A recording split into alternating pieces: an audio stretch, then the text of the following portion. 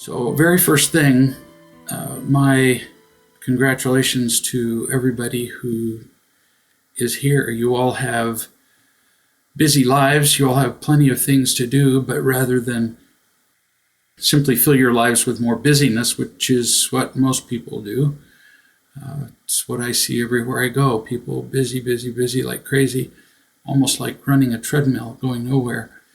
And I talk to people like that every day. They say, well, I fill my day from beginning to end. Well, yeah, so does everybody.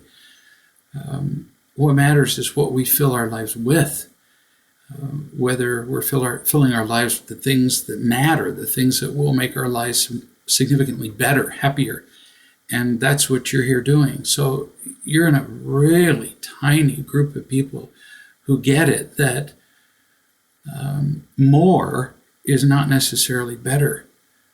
Wiser is better. More loving is better. Happier is better. So I really congratulate you for being here. Most people are not, obviously. You're a tiny drop in the bucket compared to the world population. And it's been my experience, having done Real Love now for 20 years, that consistently, if people do the principles of real love, if they follow them, study them, absorb them, live them, they experience miracles. You can almost count on them, and hundreds of thousands of people have.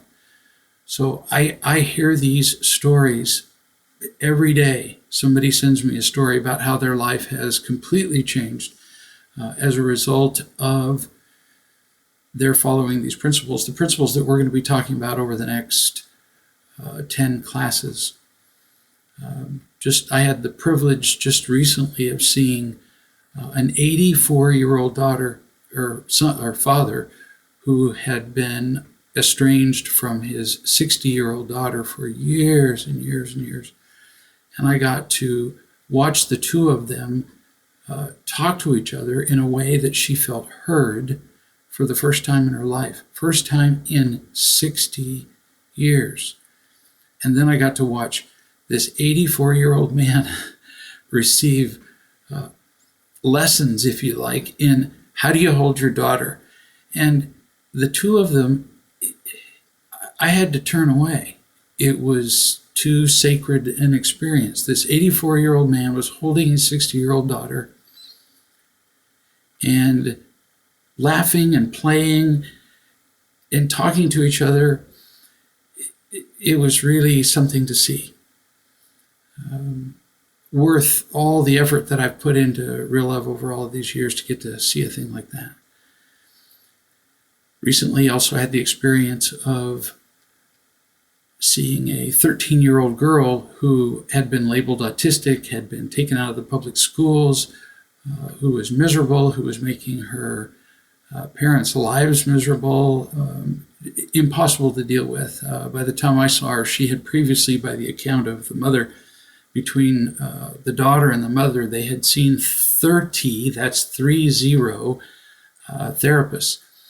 And we went over the principles of unconditional love. I taught the mother how to feel love, how to be more loving toward her daughter. And the results have been nothing short of a miracle. The girl is now in a regular school. She's getting good grades, no longer throws the tantrums which people had previously misinterpreted as autistic, when really the child had just learned to be a master manipulator. So I offer you these just a couple of very recent stories just to give you an idea what kind of changes you're going to see in your own lives. The only people I've ever seen fail in real love are the people who quit, or the people who call me and say, well, it's not working. And then I ask them what they're doing, and they haven't done what they've been taught or what they've read. So what do I hope to accomplish with this particular boot camp? Let me begin by telling you a recent story. I was sitting in my chair upstairs where I do virtually all my work, writing, answering emails, making phone calls. And the thought entered my head that I needed to go and visit a friend of mine who lives in Kansas City. I don't see him very often because for the past 20 years or so, he's been in a maximum security prison in Missouri. And so, Kansas City, Missouri is on the way to nowhere. And so I don't get to visit with him very often. And I went and I talked to him about some of the things that we've been doing. And when I got to the end of some of the stories and some of the things that we've been doing to expand real love in the world, he said, because he's been studying real love for the last, probably almost 20 years too. He was right there in the beginning in some of the very first men's groups that I participated in. He said, it has been worth all of my 88 years old, and he spent the last 20 in prison, to find the power of real love in my life. And he found it in prison. Then he reached out and he took my hand. He was sitting in a wheelchair. This was just a couple of weeks ago. And he took my hand and he said, now look at me. Not many people speak to me that directly, so I looked at him. He said, I have been studying human behavior all my life. And I'll parenthetically add that he was a psychiatrist for 35 years. And he said, real love is the most important work being done on the planet. He said, I'm not just exaggerating because you're sitting here in front of me. He said, promise me that you will not let this die with you. Promise me that you will teach people how to get this so deeply in their DNA that they will be able to continue this work when you're gone. Now, I don't know whether I looked really sick and he was worried that I was going to die in the next couple of weeks, but he continued and said, teach this to people so that they will be able to teach it to others, so that they can pass it on to their children and grandchildren and change the world. And that's what I hope. He articulated beautifully exactly why we're having this boot camp, exactly what I hope will happen when you leave the boot camp and you go and you teach your children and your grandchildren and your friends and your spouses. This is an opportunity for you to make a difference in the world. And here's how you're going to do it. Or here's a way, I should say. As you learn about real love, as you feel it, and as you pass it on, you'll make more difference than with anything else you might do in life. As you learn about real love, this is the thing that will change everything for you. It will change your life, the people around you. It will change the lives of generations to come. There isn't anything more important that you could do. The overall picture of the world is not loving, and it's not improving. The inertia of the world is away from love. The world is filled with wars and conflict and divorce and parent-child disputes that never end, and social media. People are turning away from each other, or just as bad, creating superficial illusions of relationships using Facebook and texting and so on, or creating distractions from the happiness that we deserve. Sometimes people think that I exaggerate the lack of love in the world. Let me tell you this. I have personally interviewed in an intensive way tens of thousands of people, to the point where I could say that I felt like I had absorbed their lives. I gave a talk at MIT last year, and because they're sort of numbers-oriented guys, these were CEOs who were meeting in Massachusetts.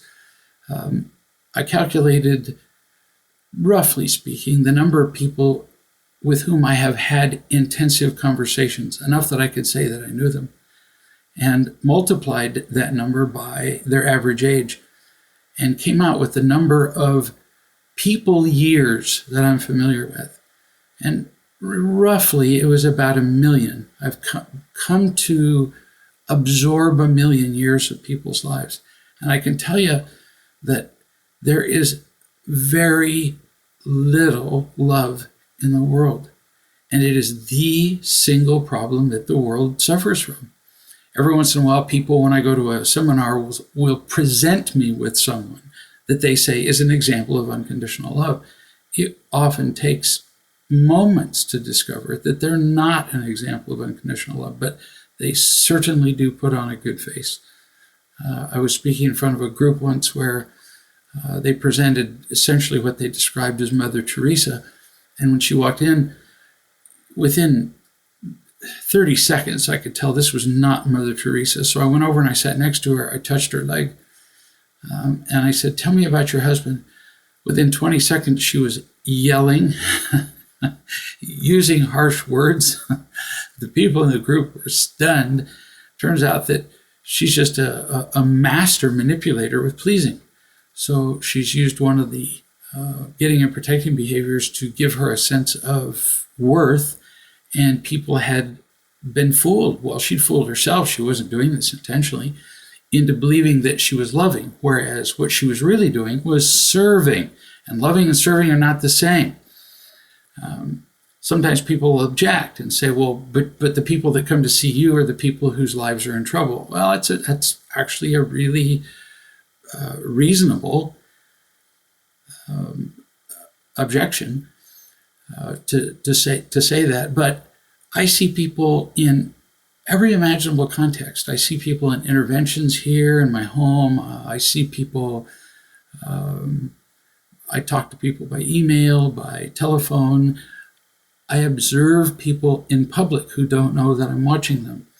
And then many of the people that I talk to, I ask them if they know anybody in their lives, which usually runs into the hundreds and hundreds of people. If they know anybody in their lives who is unconditionally loving, they don't know a soul. So do the math on that. I've personally experienced 1,000,000 years of human experience, but then you multiply that by all the people that those people know, and now I wouldn't even hazard a guess as to what the number is. So the world is not a loving place.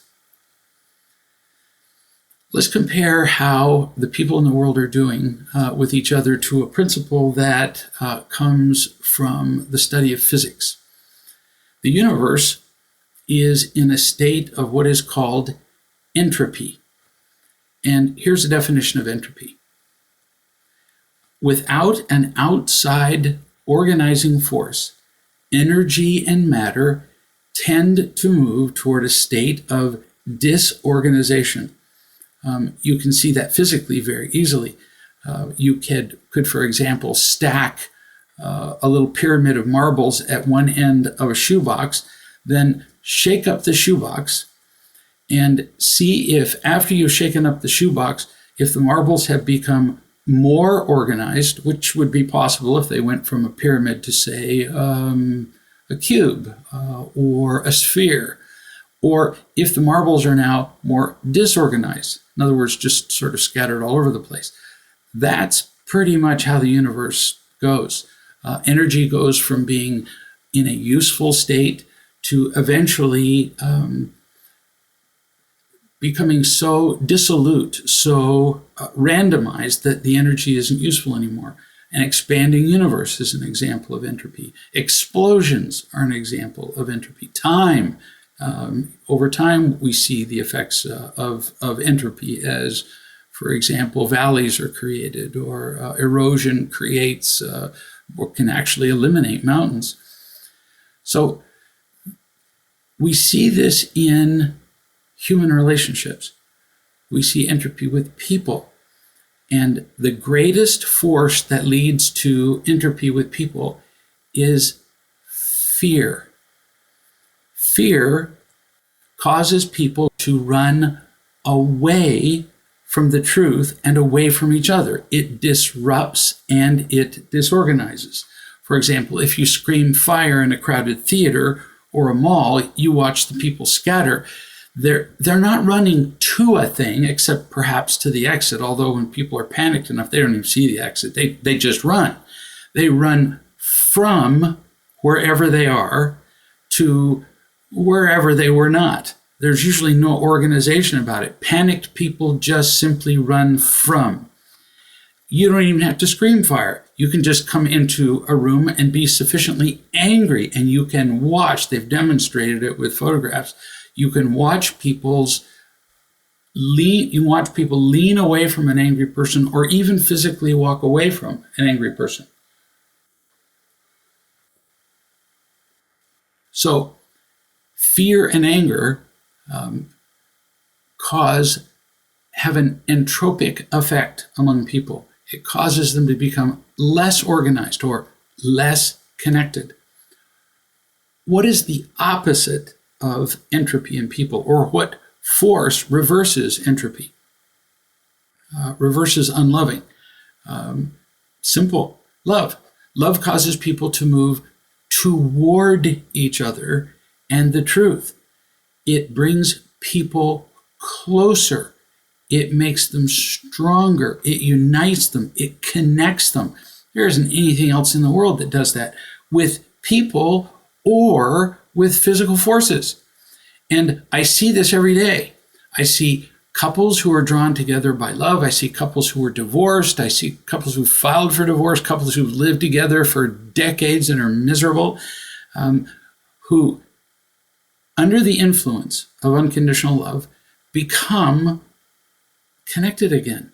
I got a text from a man not an hour ago who said, every day since we have been in Georgia, he and his wife came here, I have thanked God for the experience that we had here, because my wife and I are not only stronger than we've ever been and closer than we've ever been, but we're stronger and closer than we ever thought possible.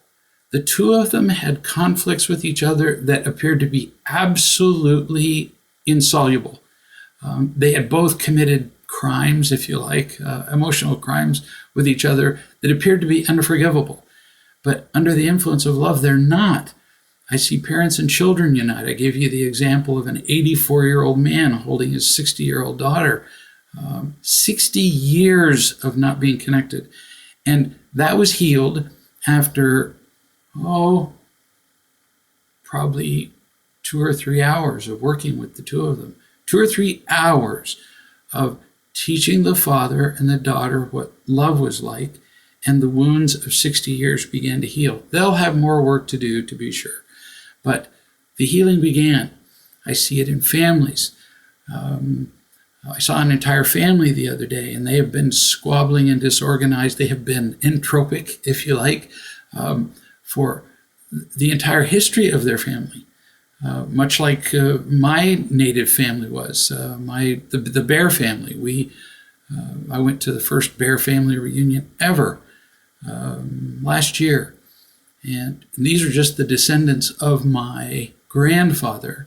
So not that far back, there were 360 people, 360 descendants of my grandfather, and almost exactly. They all live, almost without exception, I'm one of the very few exceptions, almost all of them live in the same valley.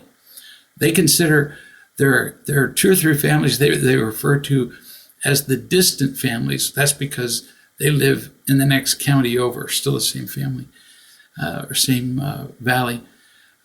And out of those 360 people, almost exactly half were not there because they're not speaking to the half that were there. Entropy, lack of love.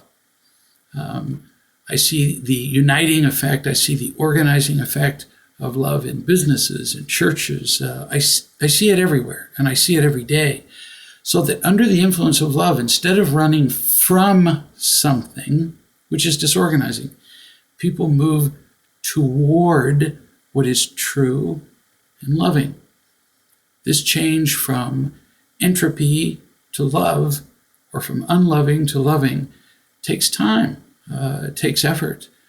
It's like turning around a supertanker. Apparently, to stop a supertanker that's going at full speed, just to stop it, forget turning it around 180 degrees, takes 6 miles.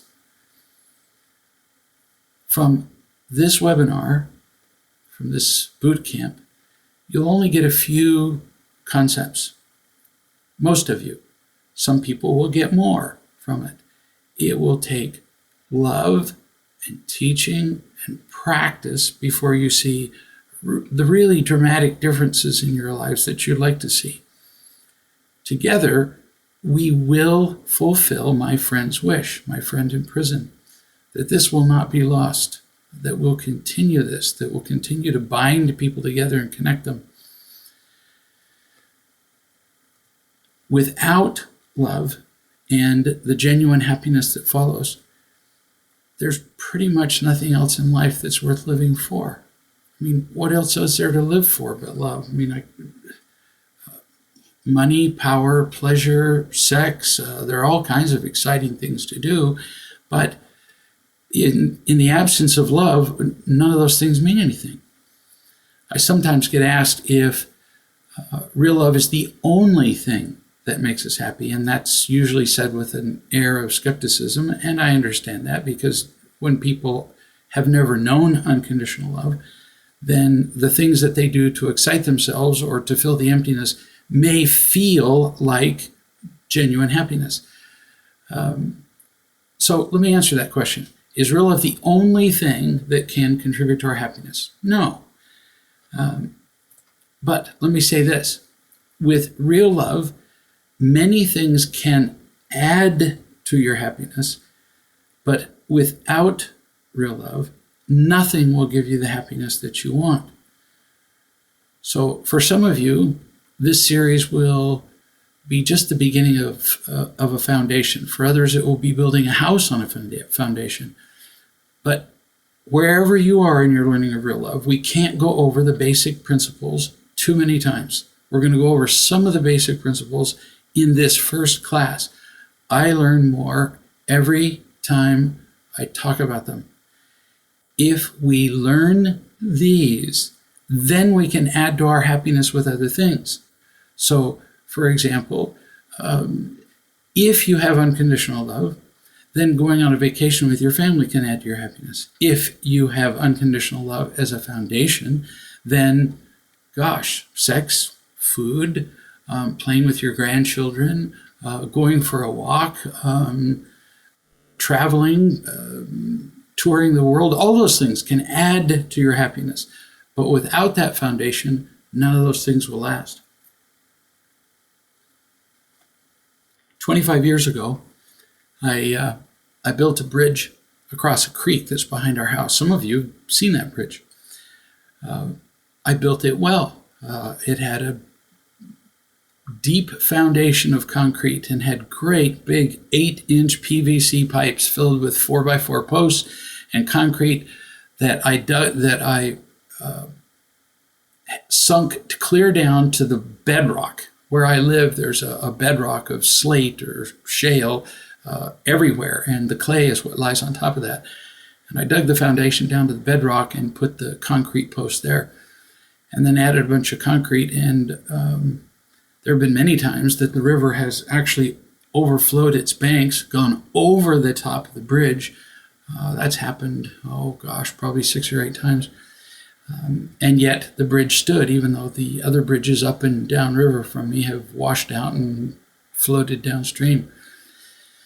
But eventually, pressure-treated wood doesn't last forever, and time and Georgia humidity and mold took their toll, and the materials themselves began to degenerate, mostly the wood. So I tore it out, which was not an easy task anyway, and then put in a new bridge.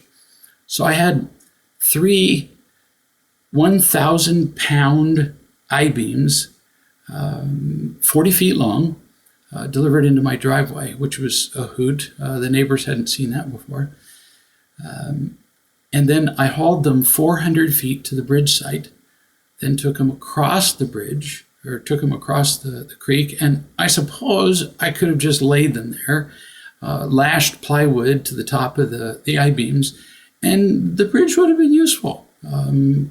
We could have walked across it, driven the ATV across it. The kids could have played on it, fished from it, jumped from it.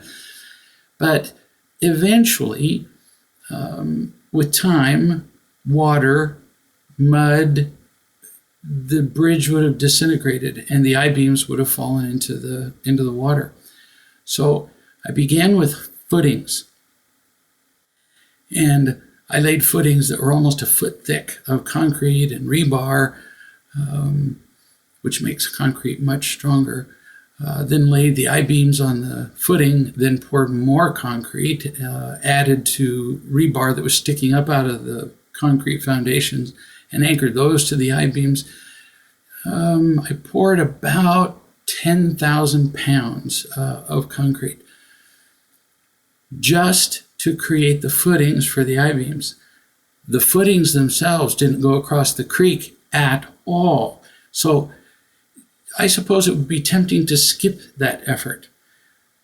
Certainly the footings didn't enable us to cross from one side to the other, but the footings were there to add strength to what would span the creek. And then I've added now tons of dirt and more concrete and great big rocks to support the concrete footing, each rock being 2 tons just by itself. And in the end, I have a bridge that ain't gonna move. The bridge is gonna last. The bridge will allow driving a truck across it. The bridge would allow the entire family to walk across it, stand in the middle, jump up and down. It's safe, it's useful, it's long-lasting. And we're going to be doing that here.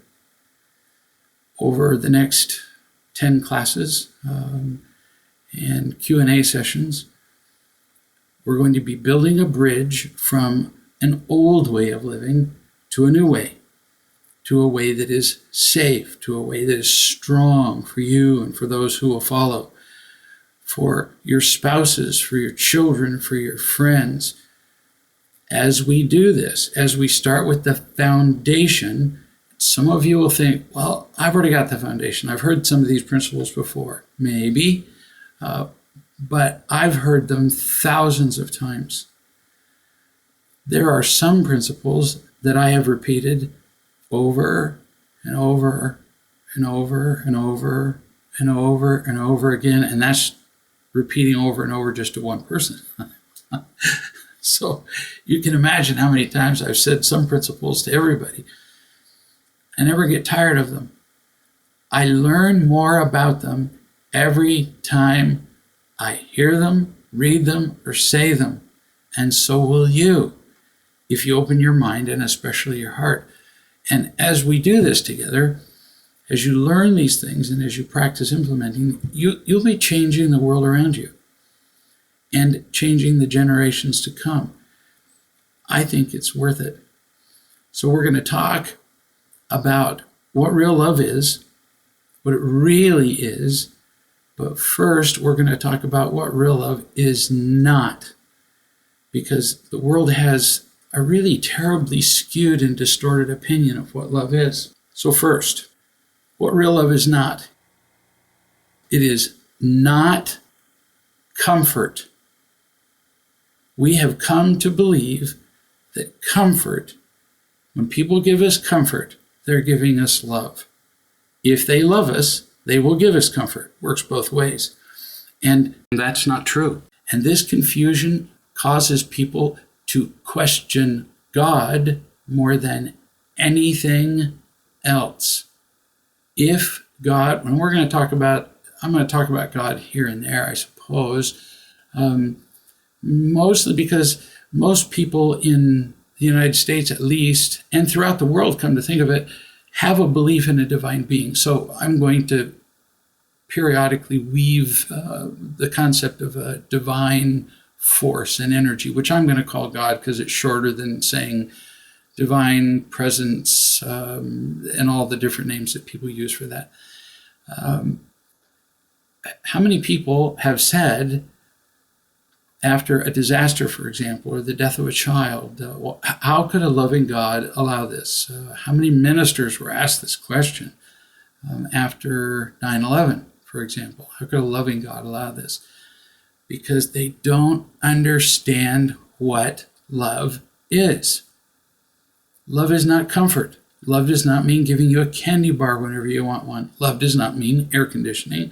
Love does not mean giving you soft padding for your seat, which I happen to carry around with me, so I don't really need one. If I love you, I care about your happiness. And happiness often comes from learning the difficult things. Happiness comes from love, learning to be loving. And if I don't experience difficult things in my life, how do I ever learn to be loving? All I ever really learn is to be cared for. So if loving is comfort, well, my trees give every appearance of being comfortable. But as far as I know, they're not loving, and they're not learning anything. This definition of comfort being love is also used by children to hold their parents hostage. Spouses use it to hold each other hostage. If you loved me, you would make my life more comfortable. And all of these questions are understandable since, and people ask this question, how could I love you and allow you to suffer? Turns out there's a real answer. Because if I really love you, I care about your happiness, as I've already said. And suffering teaches us. In fact, suffering might teach us more than just about anything else. It teaches us how to really love. If people are kind, nothing but kind to me, what have I really learned about loving? People are kind to me, how am I any different than a pet? But if people are not kind to me, that's when I learn about loving. You know, I don't remember the presents I was given at Christmas. I don't remember birthdays. Don't remember meals I ate. I don't remember a whole lot about the easy times, but I can tell you a lot about the difficult times, especially if I learned from them. It is those that made me what I am, and I'm grateful for them. So suffering teaches us about love, about faith, about trust, about priorities, humility. These are qualities that matter. What else is real love not? Real love is not feeling more love for you than for myself. It's really common to hear love defined by people as caring more for another person than yourself. It's wrong. If I care more for you every time myself, well then that turns me into a doormat, or perhaps worse, into a slave. If I always see to your needs before mine, is that loving or is it just obligation? And it almost always turns into an unhealthy connection. I've read many journals from the pre-Civil War days, and slave owners in the southern United States would describe how their slaves loved them. What a ridiculous assertion. But they thought so because their slaves always saw to the needs of their masters before their own. Well, yeah, duh, because if they didn't, then the masters would become angry and whip them or beat them or sell them or whatever. And if we love other people more than ourselves, which is not necessary, that's really kind of what codependence is. What else is it not? Real love is not indulgence. We have a generation of children coming who, and I know from the beginning of time, parents have said the upcoming generation is lost and we're all doomed. But studies have actually demonstrated now. There was an entire Time magazine cover article called The Entitled Generation. And they were talking about kids who have been so indulged that it has unwittingly, parents didn't mean to do this, but it has taught the children to believe that they're entitled to being indulged. So you can't fail a child in a class at school. No, because then the parents come to school and emotionally beat the trash out of the teacher, threaten to sue the school, so the child is passed through school. The child is indulged. Want an iPod? Poof, yours. Want an iPad? It's yours. Want to start dating and dressing like a prostitute when you're an 11-year-old girl? No problem, because we wouldn't want you to be mad at us. And so children are allowed to do pretty much whatever they want to do. This article is worried because children have become so entitled that they don't study, they don't work.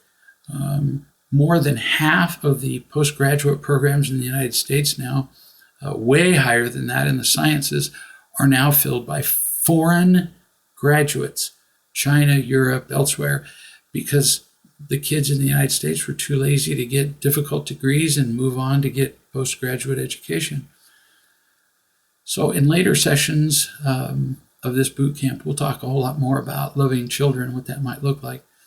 And then, I don't know, probably in a few months, we'll be doing an entire boot camp about parenting. So we can talk more about this entitlement. This was just one example of what love is not. Another example. Real love is not giving people what they want. There are very few things that make me laugh out loud. I find life fairly humorous, but to laugh out loud, not very often. But this is one of my favorites. Brings a smile to my face every single time I say it. And I say this to parents a lot.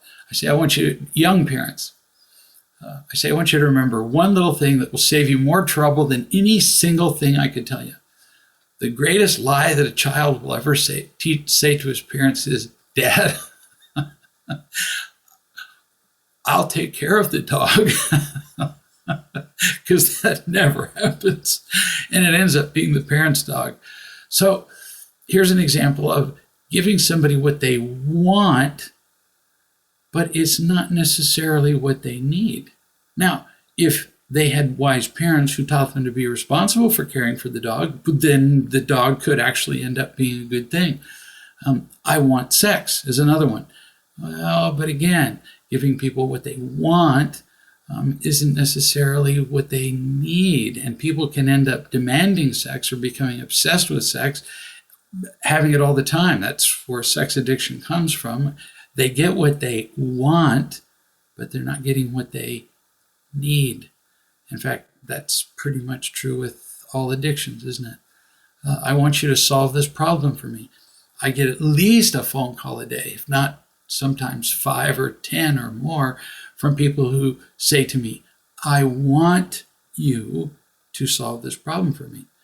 Well, if I solved every problem for people, they would never learn to solve problems for themselves. So giving people what they want isn't necessarily the same as loving them. Although in some occasions, in the process of loving somebody, you can give them what they want. That may be an expression of love. But we've come to confuse the two as being the same. So let's do a brief review of the basic principles of real love, and then we'll see where we go from there. So first we define it. Real love is caring about the happiness of another person without wanting anything from them in return. I wrote this 20 years ago. Been looking for a better way to define real unconditional love than this for 20 years. Been reading definitions of love and still haven't found one better. Real love is a decision that we make to care about the happiness of another person without wanting anything from them in return. Not gratitude, not understanding, not appreciation, not a return favor, nothing. How much real love is there in the world? Well, the need for real love in the world is pretty obvious. Emptiness and fear are everywhere. Parents and children fight all the time. If I ever make the mistake of going shopping, which happens occasionally, I get to watch parents and children fight at the checkout counter or in the aisles pretty much everywhere I look. I get to hear accounts of parents and children fighting when people call here. Couples fight. Go anywhere and you see the lack of unconditional love. Go to a sporting event, go to a football game, and a bad call is made, and half the stadium gloats, and the other half whines and is angry at the other half. At the end of the game, half the stadium is happy, the other half is angry. This is not unconditional love. Crime, conflict, war, dishonesty, corruption of entire governments, all illustrations of the fact that there's just simply not enough unconditional love in the world. Last year, I was asked to send great quantities of material to the country of Sierra Leone in Africa because, they had had a civil war there for 10 years that had caused just enormous destruction and had turned father against son and daughter against mother and families against families. And if any of you have ever seen the movie called Blood Diamond, where it illustrated, not as graphically as they might have, thankfully, the conflict that had gone on in Sierra Leone for years, in many cases over diamonds, but really it was a matter of power. That's the country where you saw the pictures come out of little kids and adults with their limbs having been chopped off by the rebels or by whoever, sometimes their neighbors. And their theme for the entire year was the healing of our people with unconditional love. And real love is one of the manuals that they use to accomplish that. Real love is the greatest source of joy and power in the universe. Let me say it again because people think I'm exaggerating. Fear might sometimes be the greatest single motivation ever in a given moment. You can motivate people to do things with fear shorter, faster, more reliably in the short term than almost anything else. But fear is utterly dispelled by the power of unconditional love. Fear is darkness. Real love is light. And you don't have to fight dark. You only have to light a match. So as powerfully motivating as fear and anger appear to be, real love is still the greatest source of joy and power in the universe. And yet, it is virtually impossible to find. People often respond that, well, but every parent loves their children, right? I mean, motherhood and apple pie. Huh? No, they don't. As parents, we want to love our children. We try to love our children. We know we should love our children. We do our best, but we fall short because we haven't seen it. So I didn't unconditionally love my children. I didn't even begin to learn how to unconditionally love my children until my oldest was 19. And that was just the rough beginning. So you can imagine how much pain I caused in all those years. Why did I not? I swore I would when I first held my newborn baby, my newborn oldest and second and third and fourth and fifth in my arms.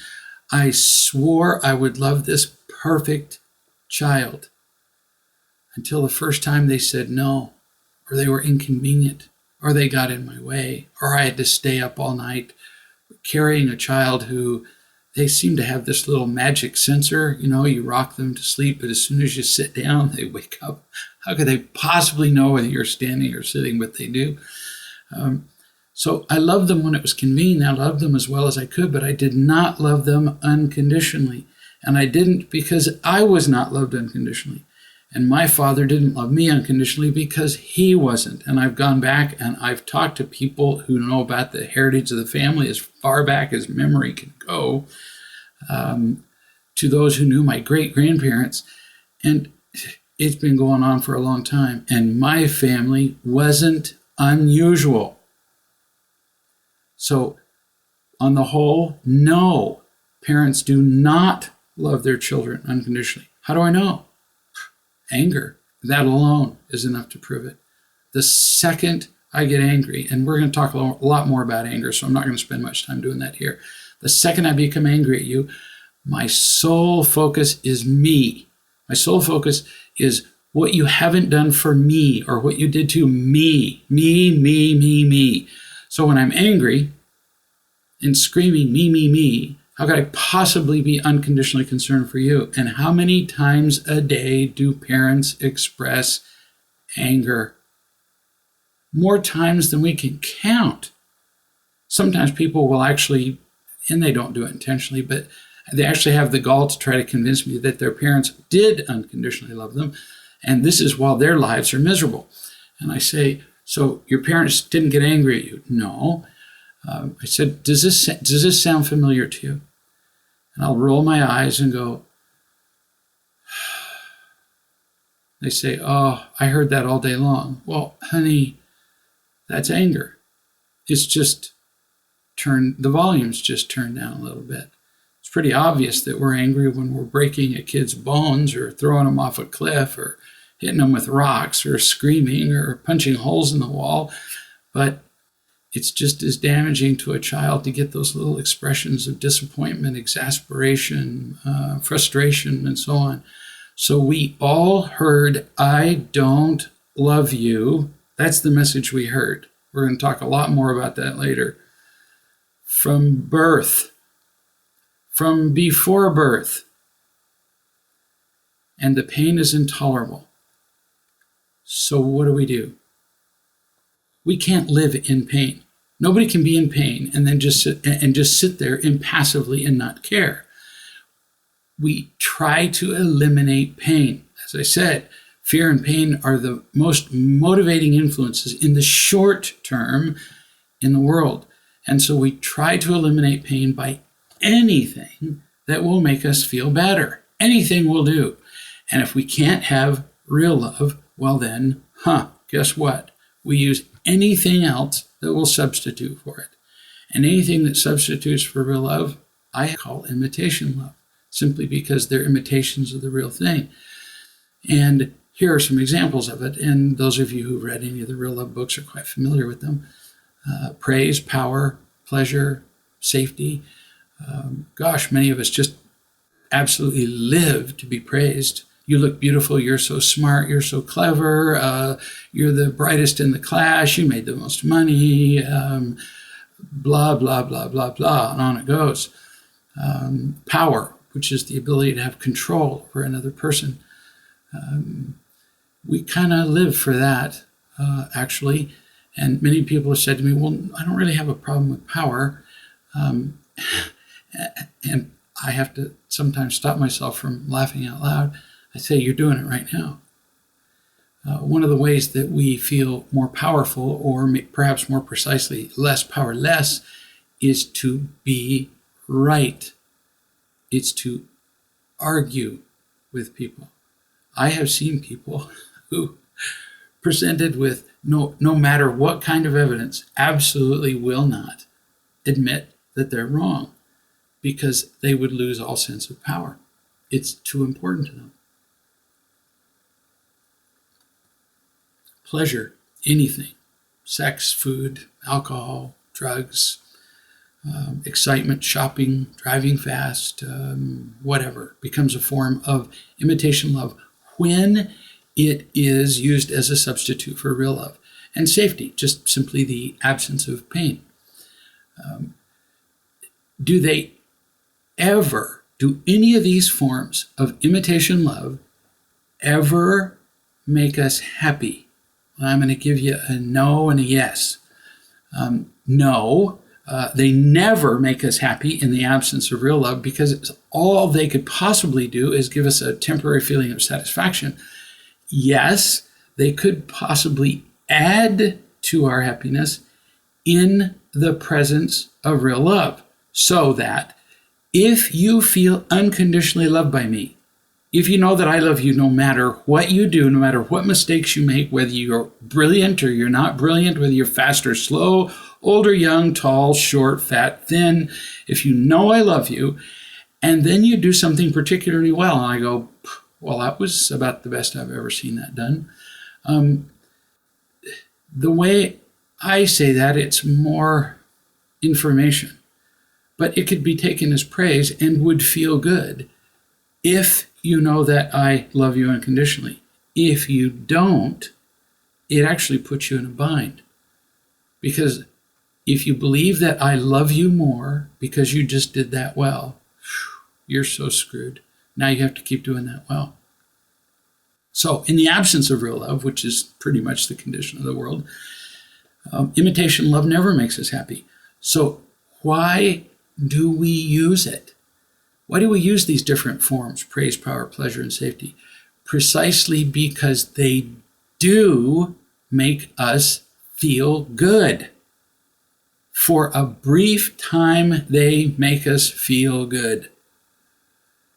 When I was in the hospital, I had major back surgery, and when I woke up, apparently, well, that's quite painful because they kind of filleted me like a fish, and stuck in rods and bone grafts and screws, and they move muscles around and manipulate nerves coming out of your spinal cord. It hurts. The narcotics that they then gave me intravenously made me feel pretty good, but not happy.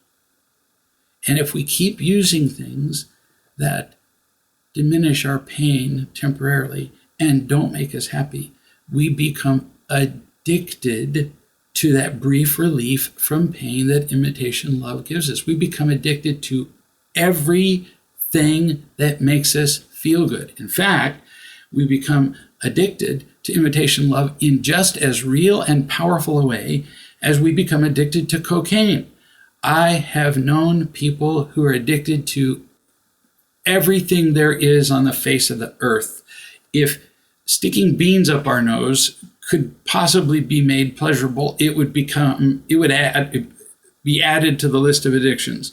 So I've known people with all manner of addictions, and we become addicted to imitation love in just as real and powerful a way as we become addicted to any drug, narcotics, cocaine. No exaggeration. In fact, many of these addictions to imitation love are worse than the addiction to drugs.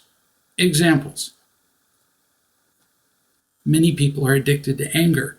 Anger is their immediate response to anything that is uncomfortable because it gives them an instant feeling of being powerful.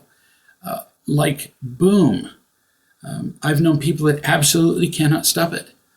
Their children won't speak to them. Their wives are leaving them, and they can't quit it. I saw a couple recently who were having this problem. He would get angry, and then she would run away. And then he would complain that she was distant, which is like complaining that somebody won't come closer to you and give you a hug while you're holding a loaded 45. Imagine that she would become distant. Imagine why that would be the case.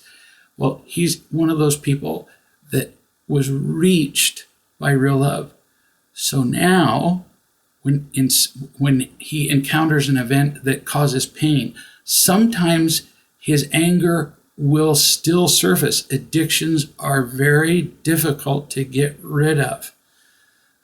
I still wouldn't want to be left alone in a room full of injectable narcotics. I used narcotics long enough and got enough pain relief from them that they're still deep back in my head, a romantic, crazy, but still a romantic and very real attachment to that pain relief. The relief of pain is just indescribably wonderful. And it's because pain is so bad. There was a sports announcer named Vin Scully, and probably everybody listening to the sound of my voice is too young to remember him. But he said something I've never forgotten. He said, losing feels worse than winning feels good. Or there was a French philosopher named Proust that said, to kindness and goodness, we make promises, but pain we obey. Pain is powerful. And if something will decrease our pain, we will do it even if it hurts us and hurts the people around us.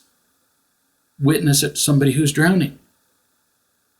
They're at the end of their lives, their panic is indescribable, out of control, to the point that many people who have been saved or resuscitated from a drowning or a near drowning, their panic so took over, they can't even remember the specifics of the event. The pain and fear are that distorting. And so we become addicted to anything that will briefly minimize our pain. So I'm really justifying our addiction. Well, not justifying, I'm expressing an understanding. I'm defending the fact that we get addicted. Not justifying, because the addictions will kill us by themselves even when the pain's gone. Because now, even if the pain's gone, we'll still use the addictive substance or the addictive behavior.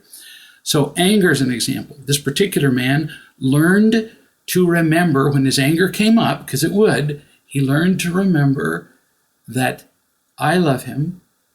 He learned to remember that there are others in the real love community, and some of you may be among them, loved him. And then he realized he had everything he'd ever wanted. That's all he'd ever wanted was love. And the reasons for his anger went away. So that now his wife isn't running from him nearly as much. His children aren't nearly as scared of him, and he is slowly repairing the damage that he caused over, well, a long time, almost 50 years. Blaming is an addiction. I've seen people who could be all alone in a room, all alone, with a bottle, drop the bottle on the floor, and they would blame whatever, the weather, a fictitious earthquake. We just love to blame other people. Why? Because it diminishes the pain of being wrong. And if we're wrong, we're less lovable, which causes us pain. Again, just another way of diminishing our pain. Controlling. Oh my. This is an addiction that is almost universal. Almost everybody is addicted to control of some kind. They can control their environment. That's what people with OCD do. Everything is lined up, everything is clean, everything is in its place, everything is just perfectly ordered. Because if my entire life is perfectly ordered and I'm in control of everything, then none of those things that I've controlled or essentially bolted to the floor, none of those things can hurt me. So it's very tempting to control people and things to an excessive degree so that we feel safe. Falling in love. We'll end up talking about more of these later, but just kind of a brief overview of imitation love addictions. Falling in love, wow, this is big, because this is a combination of just about all the forms of imitation love. I mean, you get tons of praise from a person who falls in love with you, and pleasure and power, because that person will do things for you. They tend not to criticize you, so you feel safe. So it's just kind of like a great big cornucopia, big harvest basket of imitation love to fall in love. And you see it virtually immortalized, romanticized, deified in movies and books. I mean, the most common form of book sold in the publication industry is what? Romance novels. Because then we can at least vicariously fall in love. Oh man, it is the greatest stuff. I recently worked with a lady who's almost 60 years old. She has been serially falling in love with and marrying and having affairs with more men than I've ever been in a swimming pool with. I mean,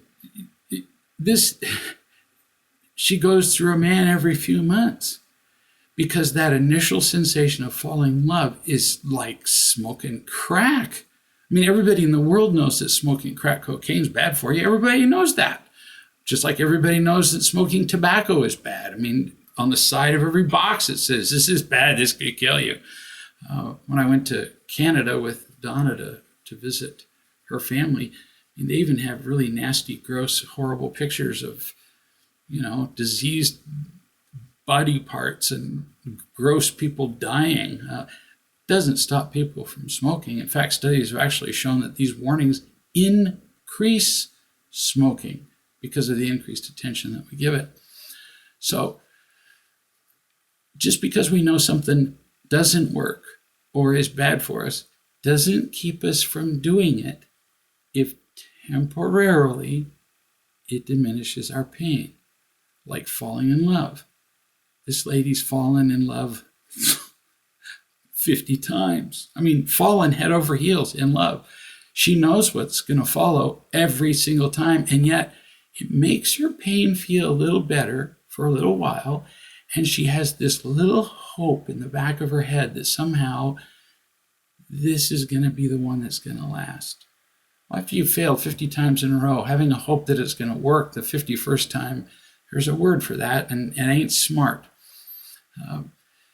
But we keep doing it. Pleasing people gets us huge rewards of imitation love in terms of acceptance and praise.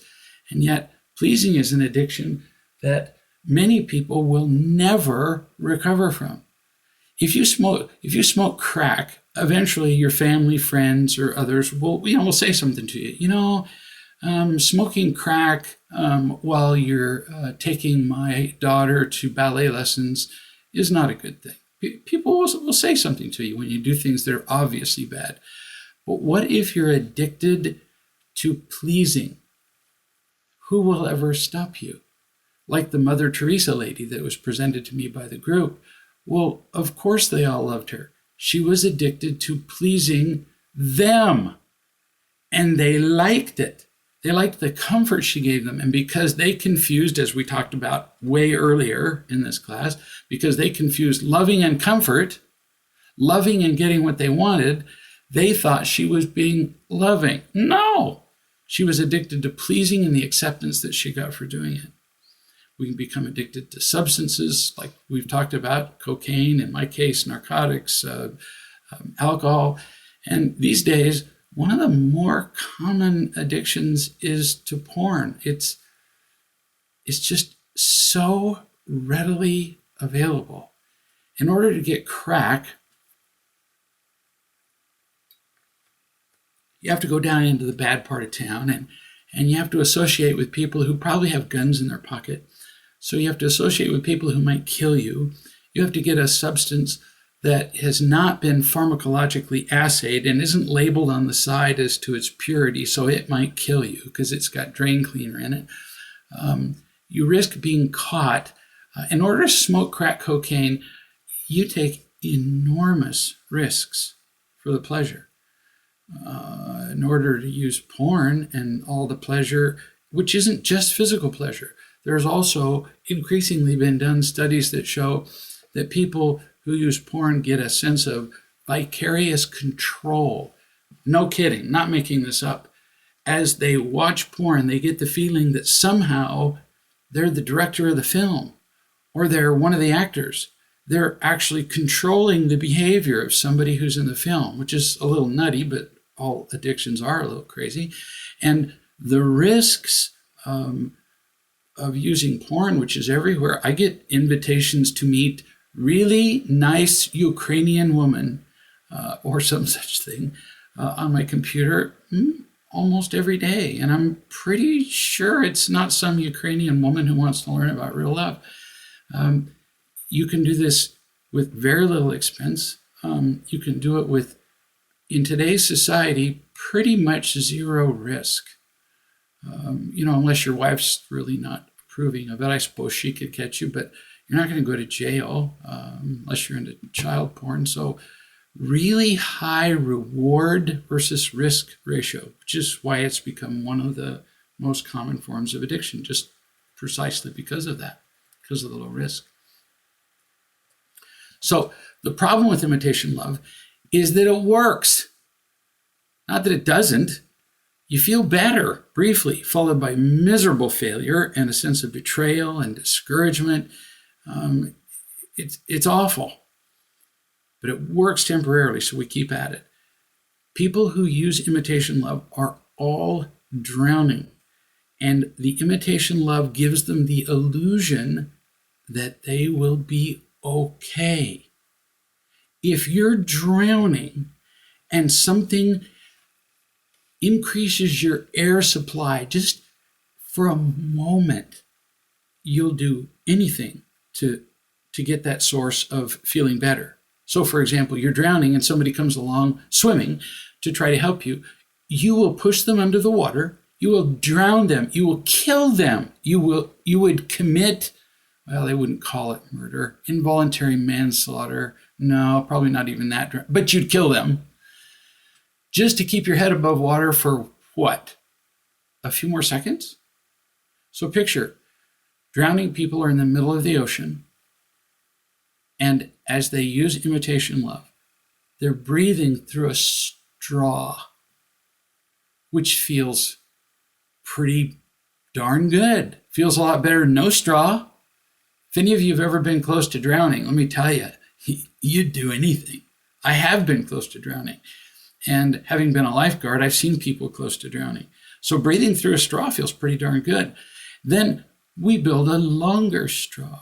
We develop either multiple addictions, or we solidify our supply of our addictive substance or behavior. We become angrier. When I quit using narcotics, I found stashes of narcotics hidden throughout the house. They were everywhere. I had hidden a 10-dose vial, which is like this big around, hidden it in a file folder. Well, it kind of sticks out. It's kind of like an elephant hiding under the bed. So we make the straw longer and longer.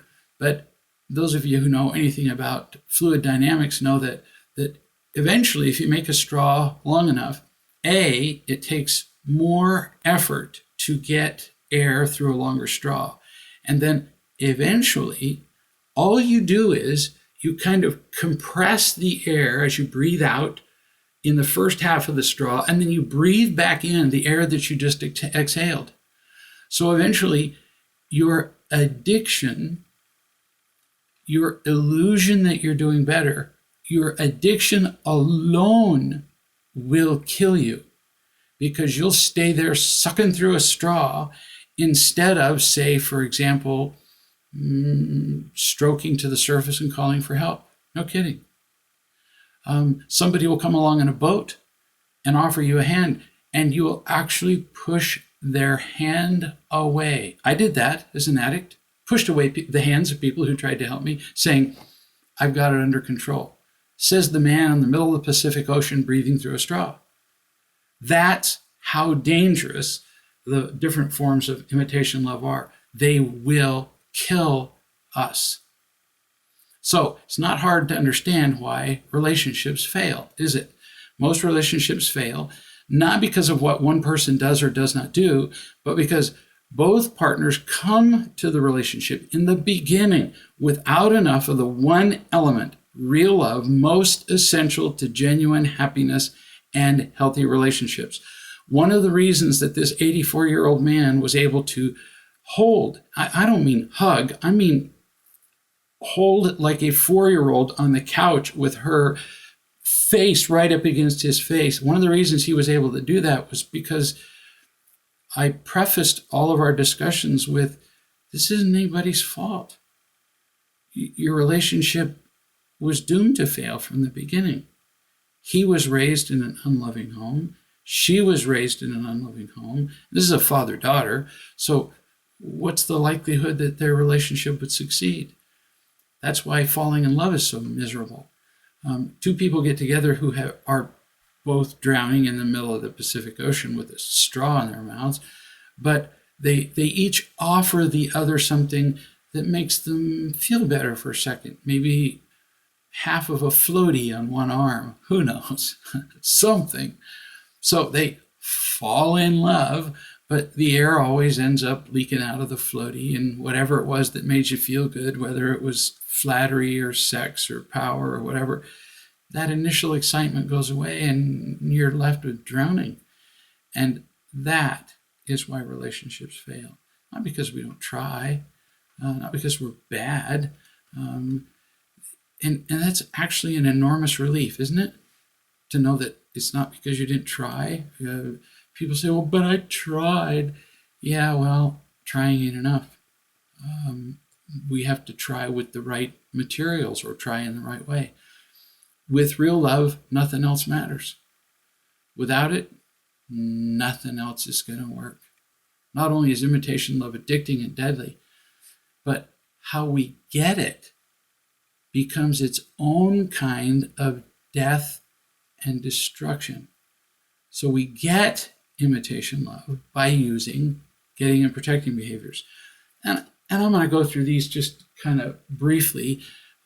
When I talk to people in person, there are people who have known me for years, and I've never used these terms. I never used the term getting and protecting behaviors, not in normal speech. But, I lump them together and describe them just so that people can kind of understand them better in their own minds. We'll go over them really briefly because we kind of want to review the basic principles of real love, but then we want to get to how do we change all this and not focus so much on, doom and gloom, although it's not all been gloomy. We just need to have an awareness of what we're doing.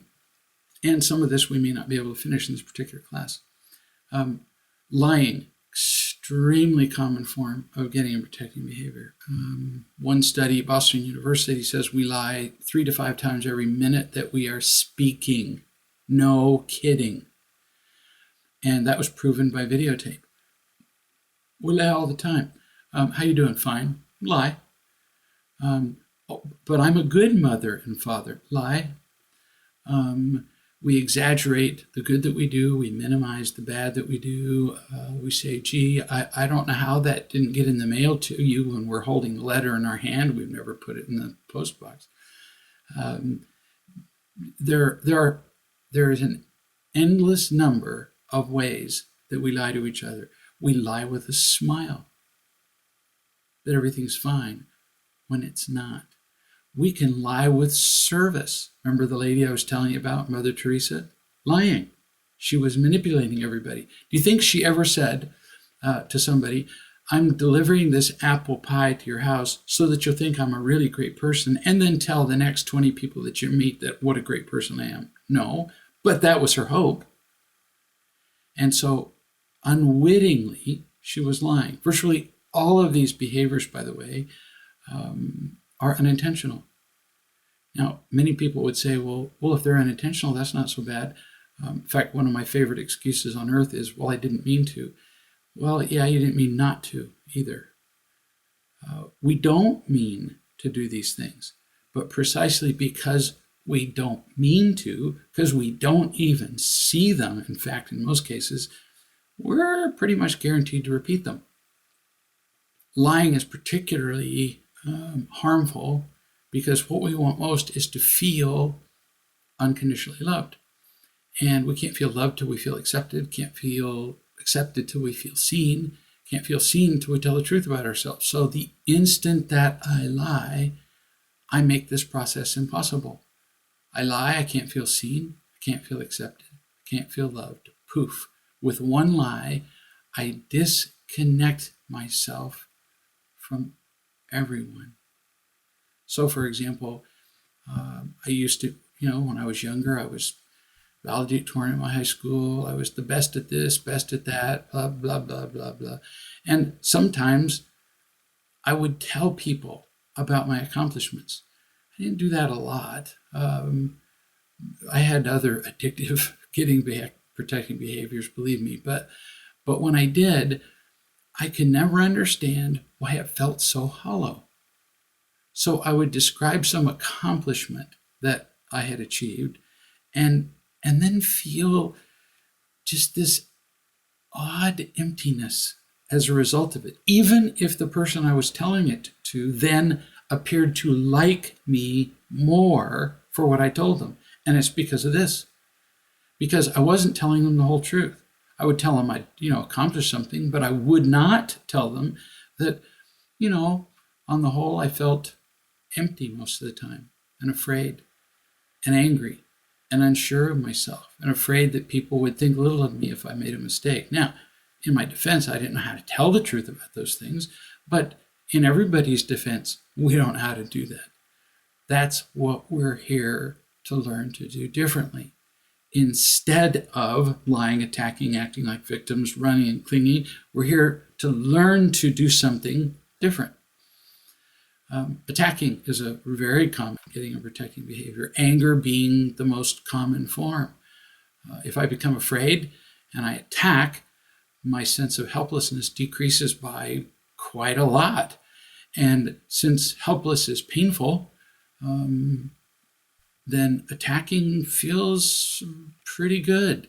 And you've all known people like this. Bullies are famous for attacking, intimidating people.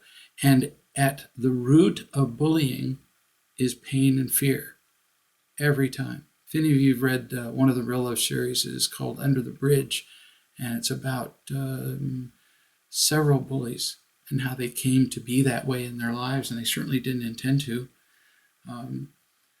It's all about pain. Acting like a victim. My gosh, with every turn in life, there is injustice. People don't treat us fairly. They don't give us proper credit. They cheat us, lie to us in innumerable host of ways. They treat us in less than loving and fair ways. So there are plenty of reasons to feel victimized. There are plenty of, or should I say, better said, there are plenty of things that victimize us. Being victimized being defined as being injured, treated unfairly, inconvenienced without our permission. So that happens all the time. But whether we feel like a victim when we're victimized is a choice. We're going to talk about that in another class. And then once we feel like a victim, then the next step, there really isn't much of a choice about. We go from feeling like a victim to acting like a victim, boom, like that. And acting like a victim is a great way of protecting ourselves. So we get behind, we don't turn our paper in on time. We learned this from the time we were little kids. And so we say to the teacher who says, well, where's your paper? I couldn't help it. My mom was sick and I stayed up all night taking care of her. Yeah, I can just see that happening. And the dog ate my homework, that sort of thing. So we learned that acting like victims got us sympathy, it got us out of trouble, it minimized our pain. Really simple. Clinging. I'm not going to go over these last two, clinging and running. We'll get to them as we get further along in the classes, and as we answer individual questions. And you can read more in the books. So as we understand getting and protecting behaviors, we reap enormous benefits. In the first place, we understand almost all human behavior. One of the most common things that I hear from people who are involved in a conflict is, I just don't understand why whoever, Fred, Susie, I just don't understand why they behave that way. Well, now you do. Pain. It is all about pain. No kidding. You can simplify this. Why do people behave badly? People behave badly because of pain. When people are in pain, they will defend themselves or they will fill their emptiness.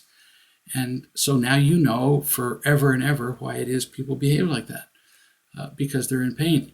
It gives us more compassion for them. It helps us to understand them.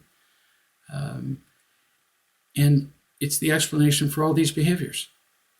People lie, attack, they act like victims, they run and they cling because they're in pain. So poof, the mystery of human behavior is gone. One of my children came home from a psychology class that they took at university, and they said, well, Dad, they've made it really complicated, and they call it this syndrome and this issue and that condition, and isn't it all just a reaction to pain? And I thought, wow, pretty smart. The kid is, 18 years old and already understands human behavior. Or another child who was in high school, so all of, probably 15 years old, and comes home and says, well, Dad, I'm taking a history class, and all of history is simply a description of people using getting and protecting behaviors and trying to fill themselves up with imitation love. Pretty smart for a 15-year-old kid, as opposed to we adults who seem to be mystified by everything. As we understand getting and protecting behaviors, we also understand our interactions and our relationships with other people. If I'm drowning and you're drowning, I'm in pain and you're in pain, then we don't need to go over the little individual details. Well, you make messes. Well, you don't take care of the baby as much as I do. All the details matter very little. Everybody who comes here for an intervention knows that for the first day or two, we talk about a lot of details, just so we can kind of get to the general patterns. But eventually, the details don't matter at all. It comes down to, I was in pain, or my partner was in pain, or both, and we were reacting to either our pain or our partner's pain or both. That's how complicated human interactions are. And when we get that, then we can begin to make choices that are just way, way smarter. We're getting to where we're just about out of time, and so I'm going to go and tell you a little bit about what's coming up. For the next 10 weeks, we've talked today a little bit about the nature of real love. We've talked about imitation love and getting and protecting behaviors. In week 2, we're going to talk about PCSD, post-childhood stress disorder, and the cure. We're going to talk about the 5 truths. Week 3, we're going to talk about worthlessness being the root wound that nearly everybody suffers.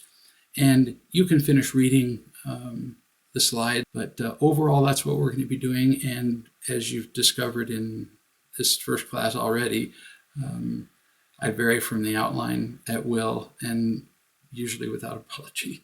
Happens a lot. I'd like to give you an assignment.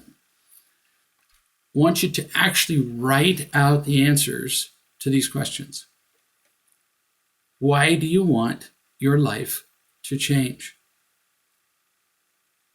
How do you want it to look? Or do you even know? And what did you learn from week 1 of the bootcamp? That's the 90 minutes that just preceded my asking this question. What have you learned so far? And I've really enjoyed being here with you for this first class, and look forward to seeing you at week 2. Love you tons.